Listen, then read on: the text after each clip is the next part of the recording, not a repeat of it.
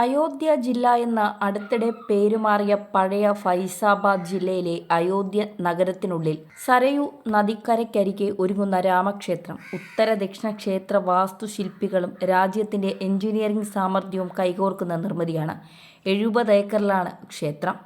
ഉത്തരേന്ത്യയിലെ ക്ഷേത്ര നിർമ്മാണത്തിനുപയോഗിക്കുന്ന നാഗശൈലിയും ദക്ഷിണേന്ത്യയുടെ ദ്രാവിഡ ശൈലിയും ചേർന്ന ക്ഷേത്ര സമുച്ചയത്തിൽ ഒരുമിപ്പിക്കുമ്പോൾ കേരളത്തിൻ്റെ തേക്കും രാജസ്ഥാനിലെ ഭരത്പൂരിൻ്റെ പിങ്ക് നിറമുള്ള കല്ലുകളും തെലങ്കാനയുടെയും കർണാടകയും ഗ്രാനൈറ്റും പങ്കുചേരുന്നു. ശില്പികളും തൊഴിലാളികളും അടങ്ങുന്ന 4000-ഓളം പേരുടെ രാപ്പകലില്ലാത്ത അധ്വാനം.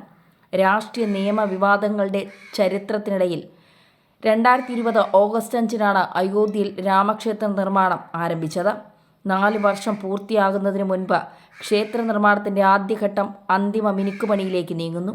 70 ഏക്കർ ഭൂമിയിലാണ് ക്ഷേത്രം സ്ഥിതി ചെയ്യുന്ന പ്രദേശത്തിൻ്റെ മൊത്തം വിസ്തൃതി. സുപ്രീം കോടതിയുടെ നിർദ്ദേശപ്രകാരം 67.5 ഏക്കർ ഭൂമി ലഭിച്ചു. 3 ഏക്കർ ഭൂമി ട്രസ്റ്റ് പിന്നീട് വാങ്ങി. ഇതിൽ 30% സ്ഥലത്ത് മാത്രമേ നിർമ്മാണ പ്രവർത്തനങ്ങൾ നടത്തുന്നുള്ളൂ എന്ന് നിർമ്മാണ ചുമതല വഹിക്കുന്ന ശ്രീരാമ ജന്മഭൂമി തീർത്ഥ ട്രസ്റ്റ് ജനറൽ സെക്രട്ടറി ചത്പത് റായ് കഴിഞ്ഞ ദിവസം അയോധ്യയിൽ പറഞ്ഞിരുന്നു. രാജ്യത്തിൻ്റെ വിവിധ പ്രദേശങ്ങളിൽ നിന്നെത്തിയ മാധ്യമപ്രതിനിധികൾക്ക് നിർമ്മാണ പ്രവർത്തനങ്ങൾ റിപ്പോർട്ട് ചെയ്യാനായി സംഘടിപ്പിച്ച സന്ദർശനത്തിലാണ് അദ്ദേഹം കാര്യങ്ങൾ വിശദീകരിച്ചത്. മൊത്തം ഭൂമിയുടെ വടക്കുഭാഗത്തായാണ് ക്ഷേത്രം നിർമ്മിച്ചിരിക്കുന്നത്. 70 വർഷം നീണ്ട വ്യവഹാരങ്ങൾക്കിടയിൽ കോടതി അനുവദിച്ച ഫ്ലോട്ട് നമ്പർ ഇവിടെയായതിനാലാണ് ഈ ഭാഗത്ത് ക്ഷേത്രം നിർമ്മിച്ചതെന്നാണ് പറയുന്നത്. തീർത്ഥാടകർ കിഴക്കുവശത്തൂടി പ്രവേശിച്ച് തെക്കുവശം വഴി പുറത്തേക്കിറങ്ങുന്ന രീതിയിലാണ് നിർമ്മാണം.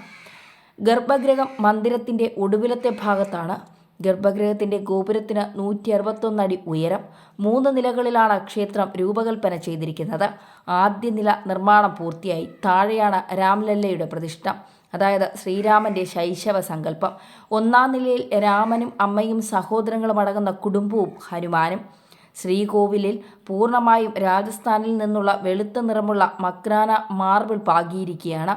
വിവിധ നിറങ്ങളിലുള്ള മാർബിളുകൾ ക്ഷേത്രത്തിനുള്ളിലെ കരകൗശല വേലകൾക്കായി ഉപയോഗിച്ചിട്ടുണ്ട്. മധ്യപ്രദേശിലെ മണ്ഡാലയിൽ നിന്നാണിത് എത്തിച്ചത്. ബാക്കി ഭാഗങ്ങളിൽ രാജസ്ഥാനിലെ ഭരത്പൂരിൽ നിന്ന് കൊണ്ടുവന്ന പിങ്ക് നിറത്തുള്ള സാൻഡ് സ്റ്റോണാണ് ഉപയോഗിച്ചിരിക്കുന്നത്. ഇതിനായി 4.7 ലക്ഷം ക്യൂബിക് അടി സാൻഡ് സ്റ്റോൺ വേണ്ടിവന്നു. ക്ഷേത്രത്തിന് 44 വാതിലുകളുണ്ട്. താഴത്തെ നിലയിൽ 18 വാതിലുകൾ. ഈ വാതിലുകൾ നിർമ്മിക്കുവാനുള്ള തേക്ക് ഉരുപ്പടികൾ മഹാരാഷ്ട്രയിലെ അലപ്പള്ളി വനത്തിൽ നിന്നും കേരളത്തിൽ നിന്നുമാണ് എത്തിച്ചത്. ശ്രീകോവിലിൻ്റെ വാതിലിലടക്കം 14 വാതിലുകളിൽ സ്വർണം പൂശുന്നുണ്ട്. സ്വർണം പൂശുന്നത് തിരുവനന്തപുരത്ത് നിന്നുള്ള ശില്പികളടക്കം 30ഓളമുള്ള കരകൗശല സംഘമെന്ന പ്രോജക്ട് എഞ്ചിനീയറും പറയുന്നു.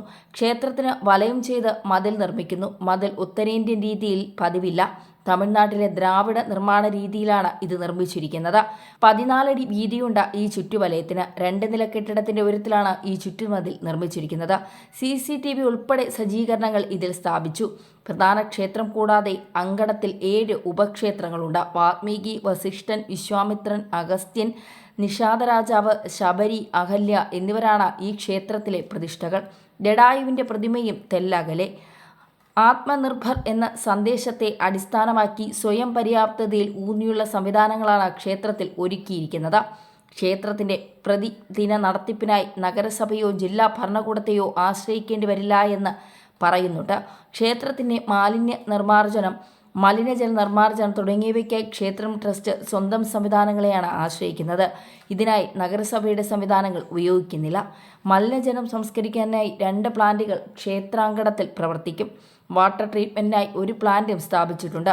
നീർബാധം വൈദ്യുതി ലഭ്യത ഉറപ്പാക്കാൻ പവർ സ്റ്റേഷനിൽ നിന്ന് ക്ഷേത്രത്തിലേക്ക് ഡെഡിക്കേറ്റഡ് ലൈൻ സ്ഥാപിച്ചിട്ടുണ്ട്. കൂടാതെ ജനറേറ്ററുകളും 100 വീതം ശൗചാലയങ്ങളും കുളിമുറികളും അടങ്ങിയ ശൗചാലയ സമുച്ചയങ്ങളും അങ്കണത്തിൽ തയ്യാറാകുന്നുണ്ട്. അടിയന്തര സാഹചര്യത്തിൽ വാഹനങ്ങൾക്ക് സഞ്ചരിക്കാനുള്ള പാതയും നിർമ്മിച്ചിട്ടുണ്ട്. രാമക്ഷേത്രത്തിൽ പ്രതിദിനം 2 ലക്ഷം പേരെയാണ് പ്രതീക്ഷിക്കുന്നത്.